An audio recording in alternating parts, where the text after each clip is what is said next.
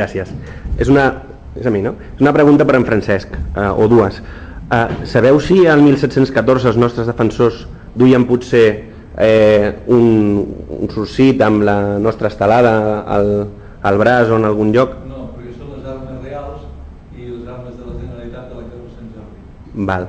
Llavors, no, tot això no existia. I sabeu si es distingien d'alguna manera els defensors vinguts de lo Regne de València o el País Valencià o de Mallorca que ens van ajudar en la defensa dels de Principat? El que deia abans l'Armada és això, la Generalitat té un exèrcit professional, perquè la guerra l'han de fer els professionals, no? I un exèrcit consta de tropa reglada, ja sigui regular o irregular, o sigui, que combati en línia o combati tipus fusellers de muntanya, cavalleria, artilleria, això seria la tropa regular, i la milícia. La milícia és el que deia el Jordi, que és la coronel. Llavors aquí podríem afegir el sometent, que no és una cosa ni una altra, perquè són lleves ocasionals. Ocasionals que quan volen se'n poden tornar cap a casa i ningú els pot dir, ei, on vas? Llavors això tampoc no és una cosa més interessant per cap guerra. Llavors, tornant a lo que em deies, al crear aquests regiments professionals, que són 5 d'infanteria, 4 de cavalleria i tota l'arma d'artilleria, més els fusellers, aquí és on hi trobes una composició de gent de tot arreu. És extraordinari. Hi ha un 30% de catalans, hi ha un 20% d'aragonesos, un 20% de valencians i la resta et pots trobar irlandesos, suecs, alemanys, una cosa extraordinària. Llavors també hi ha algun valencià amb algun regiment de fusellers, però no tant. O sigui, estaven incorporats gairebé tots. Molts mallorquins a l'artilleria. Sí, a l'artilleria molts mallorquins, és curiosíssim, Sí. hi ha una proporció extraordinària de mallorquins a l'artilleria. Són molt ben parits, els mallorquins. I això que té, perquè tot el que són els valencians estan enquadrats en unitats militars. Sí, i una altra pregunta, si m'ho permeteu. Heu pogut averiguar d'alguna manera o aconseguir informació sobre com vestien les tropes que comandava el comandant Moragas? Bé, no era comandant, era general de batalla. Sí. Ell no comandava tropes. Ell hauria hagut de comandar, ell ho van fer governador de la Seu. Sí. Llavors era el cap de la Seu. Llavors dins de la Seu ell comandava la seva guarnició. No tenia més tropes que aquestes. Quan inexplicablement va rendir la Seu i se'n va anar cap a casa, quan va tornar a començar la guerra, llavors encara no queda clar que en quedarà si ell, perquè això és una cosa molt freqüent a l'època, pagant evidentment de la butxaca, aixeca algun grup de fusellers de muntanya amb la idea de posar-los com a exèrcit a sou de la Generalitat.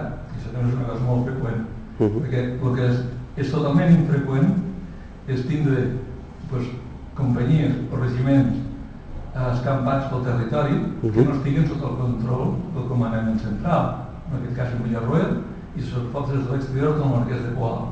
Llavors tot funciona per escrit, quan un entra dins d'una unitat se li fa una patent, o sigui un contracte, amb graus si és oficial i el càrrec que ocuparà, o com a soldat, o com a tambor, o com a el que sigui. I llavors tot està pesat i medit, i el Moragas, no sé fins a quin punt, ell, dins del seu grup, hi ha diferents oficials que tenen companyia pròpia, que paga la Generalitat, i dirors de Cerdanya que els aixequen amb els seus diners, i com que hi ha falta de recursos a l'últim moment, fins a l'últim moment de tot no aconsegueix que entrin a sou de la Generalitat. O sigui, tropes funcionaria d'aquesta manera. Aquest llibre... Llavors, de totes maneres, ell està sota les ordres del Marquès de Poal. Això ho diu a les seves cartes. Posa les seves ordres perquè la Generalitat ja li ha dit des del primer moment tu ets el cap de lluita a l'exterior i encara que tinguis menys grau tens més càrrec. Els que feien lluita a l'exterior, com guerra de guerrilles, diguem? No, arreglat, és que hem estudiat ara... També duien els uniformes i... Mira, les unitats que sortien... Aquí passa el següent. On es pot fer uniformes? El primer de tot és que ja no es concebeix una unitat militar en aquest moment que no estigui amb un organigrama militar claríssim, o sigui, regiment, coronel, tinent coronel, sergent major, els seus corresponents ajudants, l'auditor, el capellà, el d'això. Si és de cavalleria, doncs el ferrer, el cirurgià, o sigui, hi ha un organigrama perfecte com a qualsevol exèrcit, fins i tot les unitats de fusellers.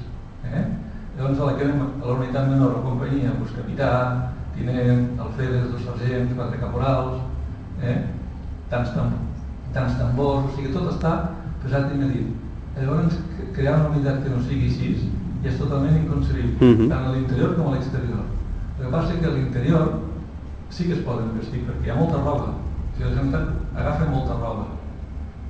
Fa unes compres massives de roba que, com que sé la quantitat que es necessita per fer-ne un uniforme, en pot fer 7 o 8.000 al primer moment, i no crec que tingui la totalitat de les compres que fa, que seria molt difícil que s'haguessin conservat totes, però a l'exterior és impossible, perquè Girona no està en mans catalanes, Manresa tampoc, o sigui, hi ha impossibilitat de fer-ne. Llavors, quan aquests regiments tornen a la ciutat, i dins de la ciutat es refan i es reestructuren i tornen a sortir a l'exterior, llavors sí que surten uniformats.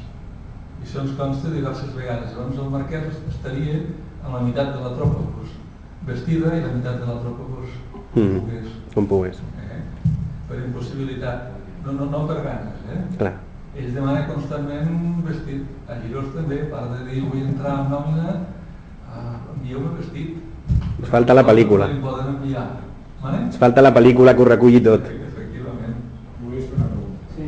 Gràcies. Bé, volia assenyalar que en la teva intervenció francesa comentaves que si el dibuix i que si ara que ja hi ha fotografia, doncs que no calia aquest tipus de treball i penso que el dibuix té un tipus de registre que és molt assenyalat per reforçar aquest coneixement, no? I que l'imaginari no és una necessitat visual sinó de coneixement, no? Sí, i després t'ho deia també d'aquella manera. Sí, vaig tornar a fer uns carlins de la Tercera Guerra que amb la foto intueixes el que porten, però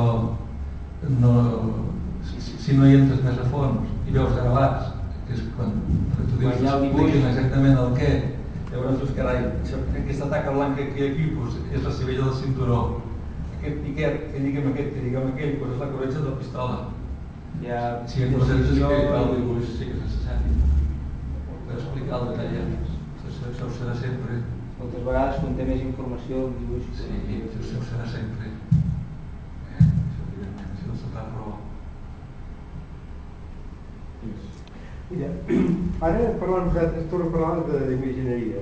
M'ha vingut a la memòria una cosa que potser heu tingut en compte, però fa uns anys a la Unió Cultural va fer tota una sèrie de retallables de diferents actes, no sé, per exemple, el Consell de Cent, etc., que es podien retallar i es feien com una espècie de teatrina.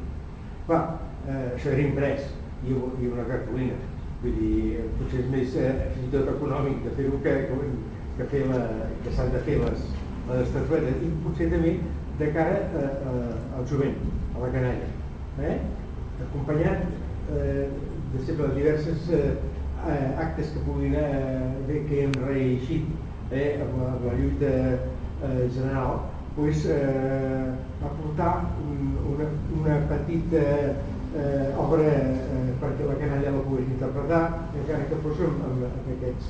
Abans hi havia els teatrins, no sé si jo he tingut de petit de jugar-hi. Ara potser, gràcies a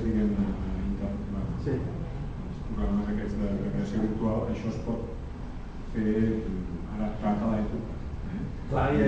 I de fet, potser si tot va com ha d'anar, a principi del curs que ve us presentaríem un projecte en aquest sentit.